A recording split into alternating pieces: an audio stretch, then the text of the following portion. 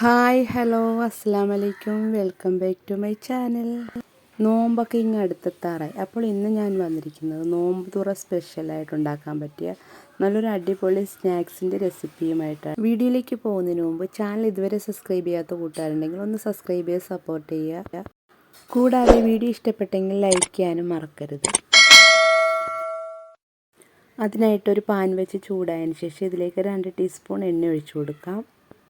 Medium സൈസിലുള്ള 2 സവോള നീളത്തിൽ കട്ട് ചെയ്തെടുത്തിട്ടുണ്ട്. ഇത് നമുക്കിതിലേക്ക് ഇട്ട് കൊടുക്കാം. സ്വല്പം ഉപ്പ് ചേർത്ത് ഇതൊന്ന് വഴറ്റിയെടുക്കാം.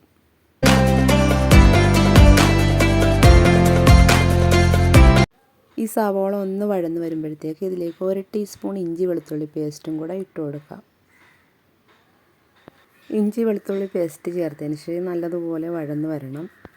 ഇത് വഴന്ന് വരുന്ന സമയം കൊണ്ട് നമുക്കിതിനുള്ള തേങ്ങ ഒന്ന് ക്രഷ് ചെയ്തെടുക്കണം. അതിനായിട്ടൊരു മിക്സിയുടെ ജാറിലേക്ക് 1 പിടിയോളം തേങ്ങ ഇട്ട് കൊടുത്തിട്ടുണ്ട്.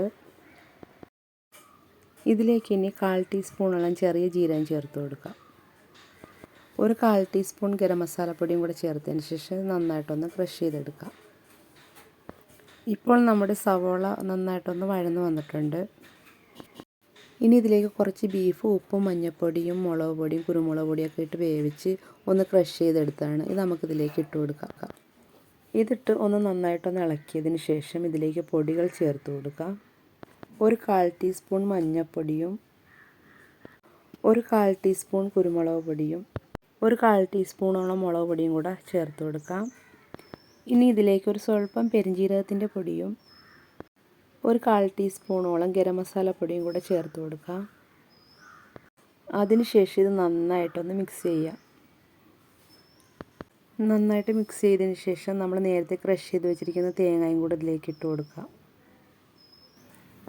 തേങ്ങയും കൂടെ ചേർത്തതിന് ശേഷം ഇത് നല്ലതുപോലെ മിക്സ് ചെയ്ത് യോജിപ്പിച്ചെടുക്കാം. ഇനി ഇതിലേക്ക് കുറച്ച് വേപ്പിലയും കൂടെ ഇട്ട് കൊടുക്കാം. ഈ തേങ്ങയുടെ പച്ചമണം മാറുന്നവരെ നന്നായിട്ട് മിക്സ് ചെയ്ത് യോജിപ്പിച്ചെടുക്കാം.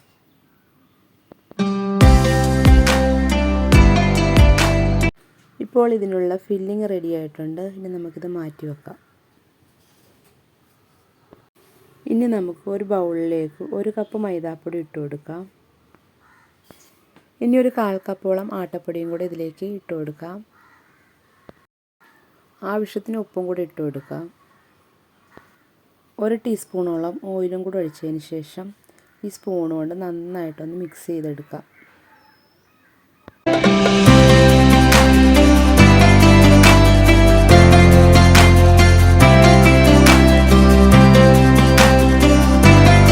ഇത് നല്ലതുപോലെ ഒന്ന് മിക്സ് ചെയ്തതിന് ശേഷം ഇനി നമുക്കിതിലേക്ക് കുറേശ്ശെ വെള്ളം ചേർത്ത് നന്നായിട്ട് കൈകൊണ്ട് കുഴച്ചെടുക്കാം. കുറേശ്ശെ വെള്ളം ഒഴിച്ച് മിക്സ് ചെയ്യാം. വെള്ളം കൂടി പോകാതെ ശ്രദ്ധിക്കണം. ചപ്പാത്തിക്കൊക്കെ കുഴക്കുന്ന ആ ഒരു പരുവത്തിൽ നമുക്കിത് മിക്സ് ചെയ്തെടുക്കാം. ഈ ഒരു രീതിയിൽ മാവ് കുഴച്ചെടുത്തിട്ടുണ്ട്. ഇനി ഇതുപോലെ ചെറിയ ബോൾസ് ആക്കി എടുക്കണം. അതിനുശേഷം നമുക്കിതൊന്ന് പരത്തിയെടുക്കാം. ചപ്പാത്തി പലകയിലേക്ക് ഓരോ ബോൾസ് വെച്ച് കൊടുത്തതിന് ശേഷം ഇതുപോലെ നമുക്ക് പരത്തിയെടുക്കാം. പൊടിയൊന്നും ചേർക്കാതെയാണ് ഞാനിത് പരത്തിയെടുക്കുന്നത്. പരത്തിയെടുക്കുന്ന സമയത്ത് ചപ്പാത്തി പലകൾ ഒട്ടിപ്പിടിക്കുകയാണെങ്കിൽ സ്വല്പം എണ്ണ ചേർത്ത് ഇത് പരത്തിയെടുക്കാം. ഇതുപോലെ തിന്നായിട്ട് പരത്തിയെടുക്കാം. ഈ ഒരു രീതിയിൽ പരത്തിയെടുത്തതിന് ശേഷം ഇതുപോലൊരു പാത്രം എടുത്തതിന് ശേഷം ഇതുപോലെ റൗണ്ടിൽ ഷേപ്പ് ചെയ്ത് ഇതെടുക്കാം. ഈ ഒരു രീതിയിൽ നമുക്ക് ഇതെടുക്കണം.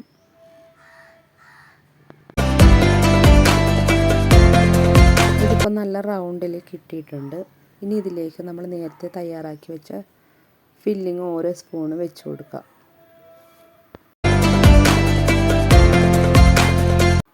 ഫില്ലിങ് വെച്ച് കൊടുത്ത് ഇതുപോലൊന്ന് മടക്കിയതിന് ശേഷം ഇതുപോലൊന്ന് പ്രസ് ചെയ്ത് ഇതൊന്ന് ഒട്ടിച്ചു കൊടുക്കാം. ഇതുപോലെ നല്ല രീതിയിൽ പ്രസ് ചെയ്ത് ഇത് ഒട്ടിച്ചു കൊടുക്കണം. ഇത് നല്ലപോലെ പ്രസ് ചെയ്ത് ഒട്ടിച്ചു കൊടുക്കണം. ഇല്ലെങ്കിൽ നമ്മൾ ഫ്രൈ ചെയ്തെടുക്കുന്ന സമയത്ത് ഇത് പൊട്ടിപ്പോകാൻ സാധ്യതയുണ്ട്. അതിനുശേഷം ഒരു പോർക്ക് ഉപയോഗിച്ച് ഇതുപോലെ ലൈൻ ഇട്ട് കൊടുക്കാം. ഇനി ഇതിൻ്റെ പുറകുവശം വെച്ച് ഇതൊന്ന് ഷേപ്പ് ചെയ്ത് കൊടുക്കാം. ഇതുപോലെ ഷേപ്പ് ചെയ്തെടുക്കാം. കണ്ടില്ലേ, ഇതുപോലെ എല്ലാം നമ്മൾ തയ്യാറാക്കി എടുത്തിട്ടുണ്ട്. ഇനി നമുക്കിത് ഫ്രൈ ചെയ്തെടുക്കാം. അതിനായിട്ട് ഞാനൊരു ചീനച്ചട്ടിയിലേക്ക് കുറച്ച് എണ്ണ ഒഴിച്ചു കൊടുത്ത് നല്ലതുപോലെ ചൂടായതിന് ശേഷം ഇതേപോലെ ഓരോന്നും ഇട്ട് കൊടുക്കാം.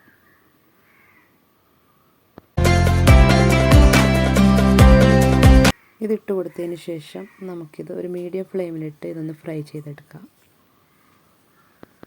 നല്ലൊരു ടേസ്റ്റായിട്ടുള്ളൊരു സ്നാക്സാണ്. തേങ്ങയും ജീരകമൊക്കെ ചേർത്തത് കൊണ്ട് തന്നെ നല്ലൊരു ടേസ്റ്റാണ് ഇത് കഴിക്കാനായിട്ട്. ഒരു വശം ഒന്ന് മൂത്ത് വന്നാൽ തിരിച്ചും മറിച്ച് വിട്ട് അതൊന്ന് ഫ്രൈ ചെയ്തെടുക്കാം. ഇതൊരു ഗോൾഡൻ ബ്രൗൺ കളർ ആവുന്നവരെ നമുക്കിത് ഫ്രൈ ചെയ്തെടുക്കണം.